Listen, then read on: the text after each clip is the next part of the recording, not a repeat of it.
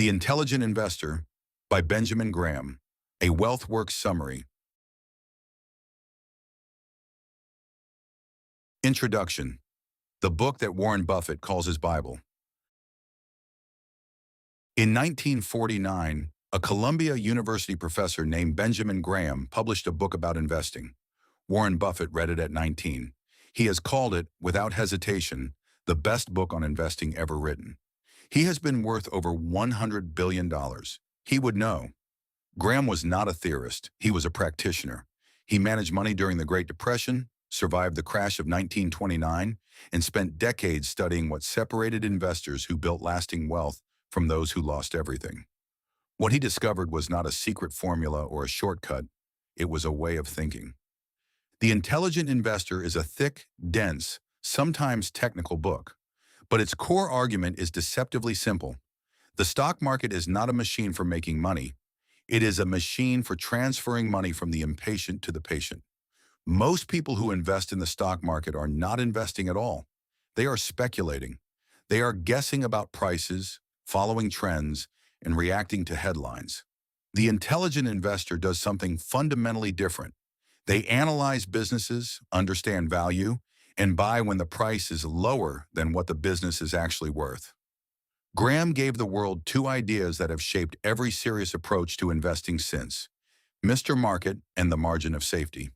These two concepts alone make this book worth reading, but there is far more here: a complete philosophy of how to think about money, markets, businesses, and your own psychology. This is not a book about getting rich quickly. It is a book about not getting poor slowly. It is about building wealth with discipline, patience, and clear thinking. And after 75 years, its lessons have never been more relevant. Chapter 1. Investment versus Speculation. Know what you are doing. Graham opens with a definition that cuts through almost all of the noise in modern finance. An investment operation, he writes, is one which, upon thorough analysis, promises safety of principal and an adequate return. Everything else is speculation. Read that again. An investment requires three things: thorough analysis, safety of principal, and an adequate, not extraordinary, return. If any of those three things is missing, you are speculating, not investing. Most people who buy individual stocks, cryptocurrency, or hot sector funds are speculating. They are making bets on price movements, not judgments about business value. That is not inherently wrong, but it is critically important to know what you are doing. A speculator who knows they are speculating can manage their risk accordingly. A speculator who believes they are investing is in serious danger. Graham was especially clear about a trap that catches millions of people: the belief that because a stock has gone up, it is a good investment. Price and value are not the same thing. A business can be excellent and its stock can be overpriced. A business can be struggling and its stock can be a bargain. The Intelligent Investor learns to separate these two things permanently. He was also clear that most people should not try to pick individual stocks at all. The evidence, then and now, overwhelmingly shows that most investors, including professional fund managers, fail to beat the market over the long term. For most people, the goal is not to beat the market. The goal is to participate in the market's long-term growth without making catastrophic mistakes along the way. The action: before your next investment, ask yourself honestly, am I making this decision based on analysis of the underlying business, or am I making it based on price movement or other people's enthusiasm? If the answer is the latter, you are speculating. There is nothing wrong with that as long as you know it.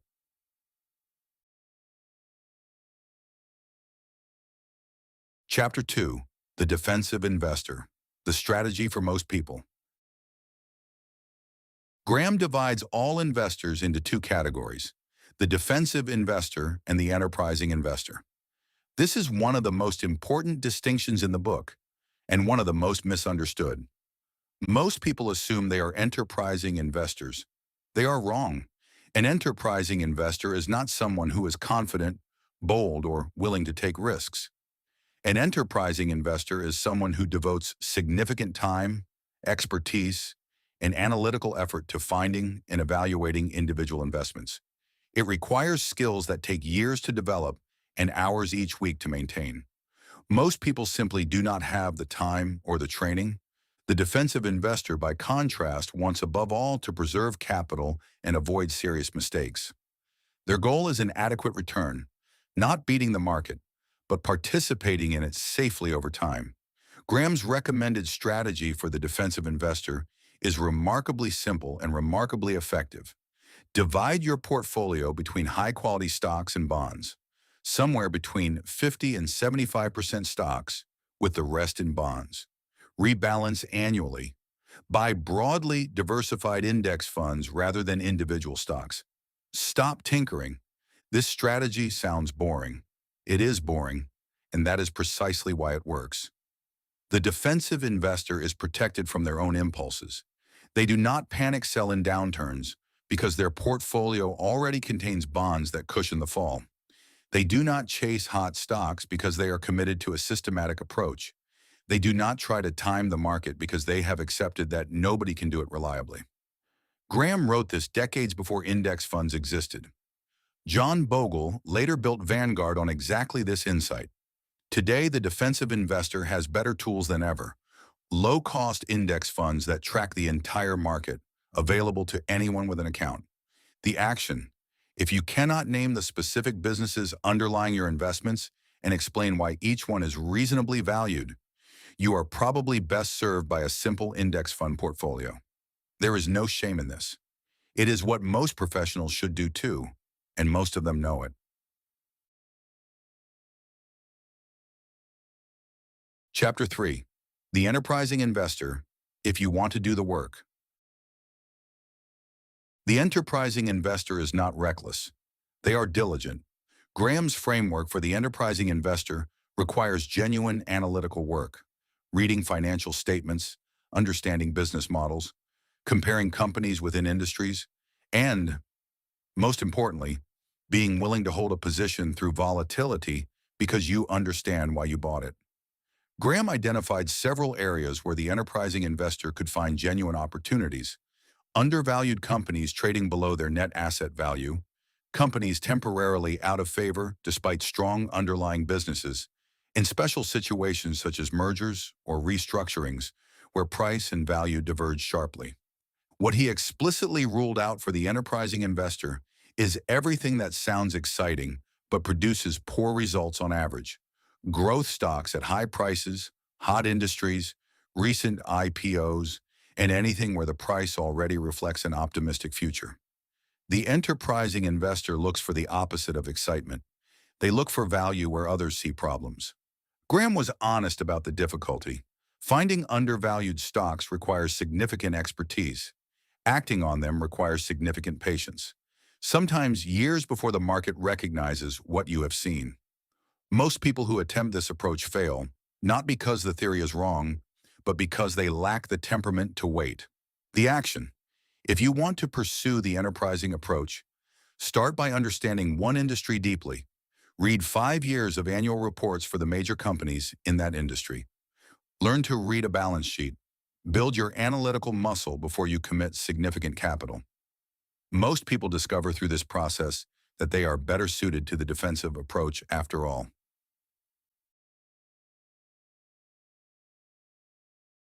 Chapter 4. Mr. Market, the greatest metaphor in investing. Here is the idea that changed how Warren Buffett and every serious investor since thinks about the stock market. Imagine you own a share of a private business.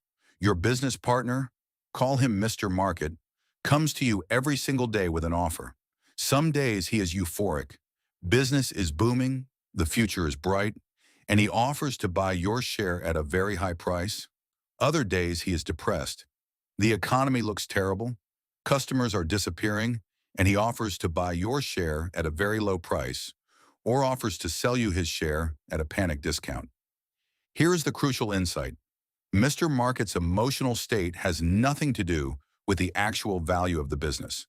The business is the same business. Its assets, its earnings power, its competitive position, none of that changes because Mr. Market is having a good day or a bad day. His price swings are a reflection of his psychology, not a fundamental reality. And you are never obligated to trade with him. You can simply ignore him. On days when he is irrationally optimistic, you can sell to him at a premium. On days when he is irrationally pessimistic, you can buy from him at a discount. On most days, you do nothing at all and let the business keep working for you. This metaphor reframes the entire experience of watching the stock market. When the market drops 10%, most people feel fear. The intelligent investor feels curiosity. Is this Mr. Market being irrational, or is there a genuine reason to reassess? When the market rises dramatically, most people feel excitement. The intelligent investor feels caution. Is this Mr. Market getting carried away? The action. The next time the market makes a significant move in either direction, pause before reacting. Ask yourself, what has actually changed about the businesses I own? If the answer is nothing, then Mr. Market is simply having a mood. Do not let his mood determine your decisions. Chapter 5. The Margin of Safety. Never pay full price. If Mr. Market is the most famous metaphor in the book, the margin of safety is its most important principle. Graham calls it the central concept of investment. The idea is straightforward. Every investment involves uncertainty. No matter how carefully you analyze a business, you can be wrong about its future earnings, its competitive position, or the broader economy. The margin of safety is the gap you build into your purchase price to protect against being wrong. If you analyze a business and conclude it is worth $100 per share, Graham says you should not pay $100. You should wait until you can buy it for 70 or 60 or 50. The difference between what you pay and what you believe it is worth is your margin of safety. The larger the gap, the more protected you are against errors in your own analysis. This principle sounds simple. It is extremely hard to follow in practice. When markets are rising and everyone is excited about a stock, paying 70 cents on the dollar feels overly cautious. The business is doing well. The stock keeps going up. Why wait? Graham's answer. Because you do not know what you do not know. The analysis that tells you a stock is worth $100 is based on assumptions about the future. Some of those assumptions will be wrong. The margin of safety is the humility you build into your price, an acknowledgement that you are not infallible and that the future is uncertain. The businesses that destroyed capital for investors throughout history were not usually terrible businesses. They were often very good businesses bought at prices that left no room for error. When something unexpected happened, and something unexpected always eventually happens, there was no margin of safety to absorb the shock. The action: establish the habit of valuing before buying. Before purchasing any individual stock, write down what you believe the business is worth and why. Only buy if the current price is meaningfully below that number. If you cannot determine a reasonable value, do not buy.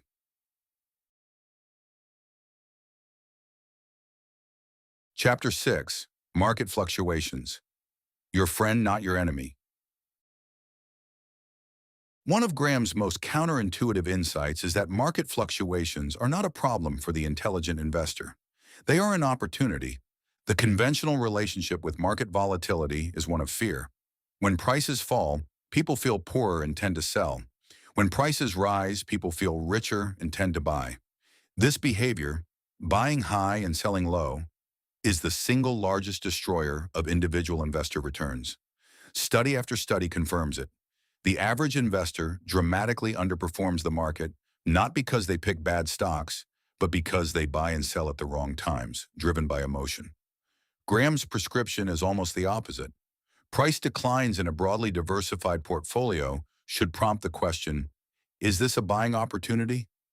If the underlying businesses are fundamentally sound, if earnings power has not genuinely deteriorated, then a lower price is simply a better entry point for new money. The business has not become worse. The price has become better. He was equally clear about rising markets. When prices rise sharply, when valuations become stretched and everyone is excited, this is not a reason to add more to an already full portfolio. It is a reason for caution. The return from any investment is partly a function of the price you paid. Pay more, earn less over time. Dollar cost averaging is the practical embodiment of this wisdom. By investing a fixed amount regularly regardless of market conditions, you automatically buy more shares when prices are low and fewer when prices are high. No skill required, no market timing required, just consistency. The action: set up an automatic investment into a diversified fund on a fixed schedule, monthly or quarterly. Do not adjust it based on what the market is doing. Let the mechanism work. Review your overall allocation annually, not more often. Chapter 7. Security Analysis: How to Value a Business. For the enterprising investor who wants to analyze individual businesses, Graham provides a framework that remains the foundation of value investing today. The starting point is the balance sheet. What does the company own? Assets. And what does it owe? Liabilities. The difference is shareholder equity, the net worth of the business. Graham was particularly interested in companies trading below their net current asset value. Companies where, if you simply liquidated the current assets and paid off all liabilities, the remaining cash exceeded the price you paid for the stock. These were extreme bargains. Businesses the market had so thoroughly given up on that they were trading below their liquidation value. Such opportunities are rarer today than in Graham's era, but the analytical discipline he taught remains essential.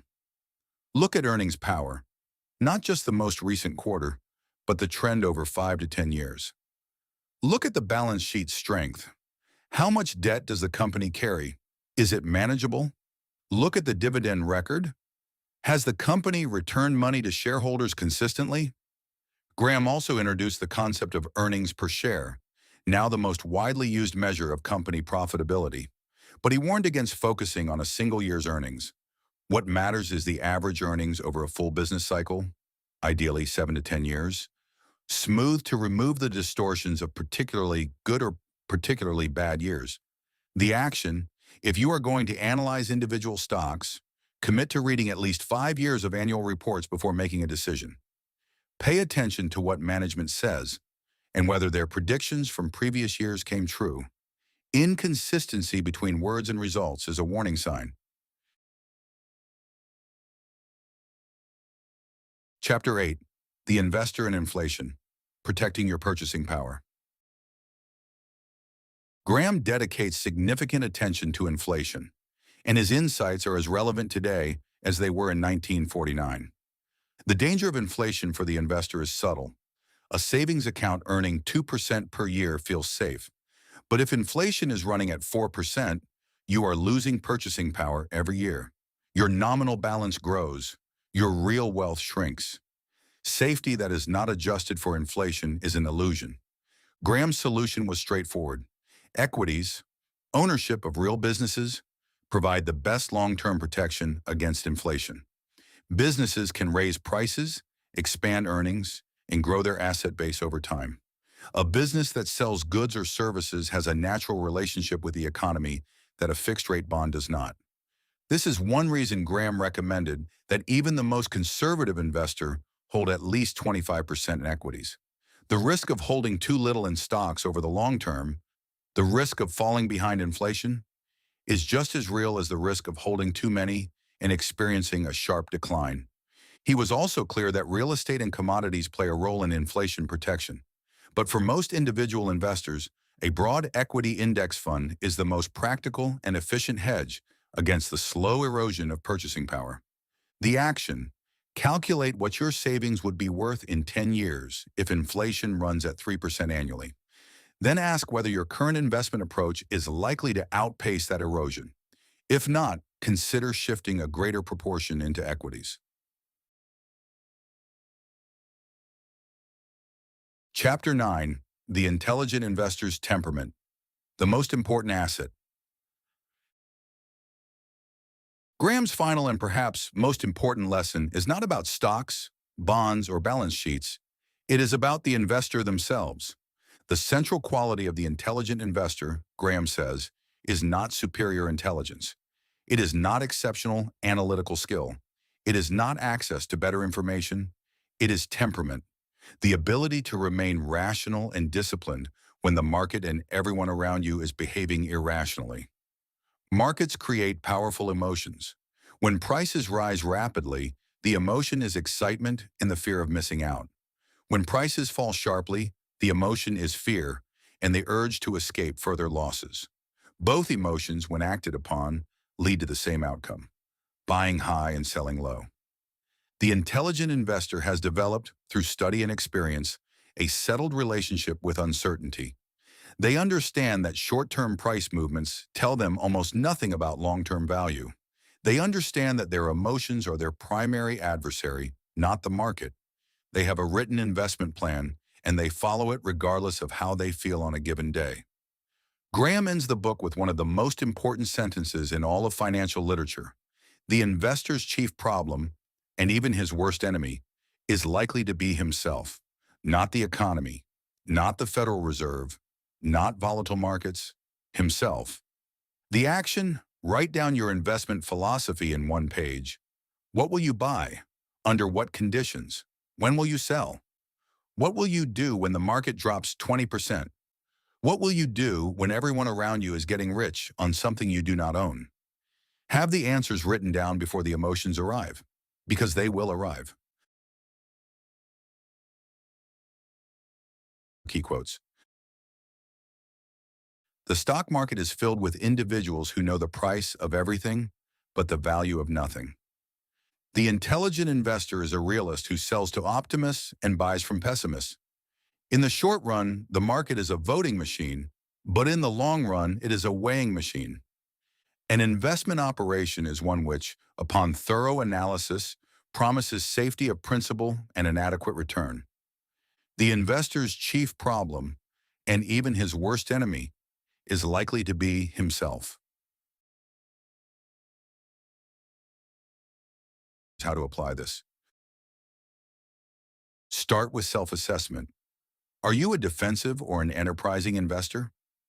Be honest. Most people are defensive investors and will achieve better results by accepting that fact. If you are a defensive investor, build a simple, low-cost, diversified portfolio of index funds. Set an allocation you can hold through a 50% drawdown without panic selling. Automate contributions, rebalance once a year, ignore everything else. If you are genuinely pursuing the enterprising approach, invest in your education before you invest in individual stocks. Read annual reports. Learn to read financial statements. Study the history of the companies you are considering. Build a valuation discipline before you build a portfolio. In both cases, remember, Mr. Market, he will be irrational. He will create fear and excitement in roughly equal measure. Your job is not to match his emotions, but to exploit them. And remember the margin of safety. Never pay more than a business is worth, and ideally pay considerably less. The market will test your patience, your nerve, and your discipline. Graham's entire book is preparation for that test.